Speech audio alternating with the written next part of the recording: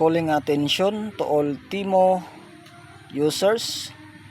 Mag-iingat na po kayo dahil lahat po ng kanilang product ay mga scam.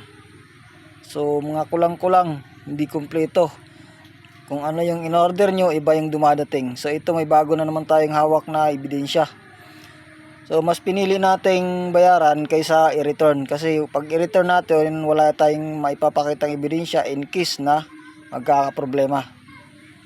Tsaka yung carrier nila, magnanakaw yan. Yung GNT Express ay isa rin yung scammers na magnanakaw na carrier. Kaya mag-ingat din po kayo. Kaya ang payo ko sa inyo, lumipat na kayo sa ibang mga carrier. So ito ay nanggaling lang sa Taguig. Ang order natin ay nanggaling sa China. So ito, matibay na ebidensya mga tol.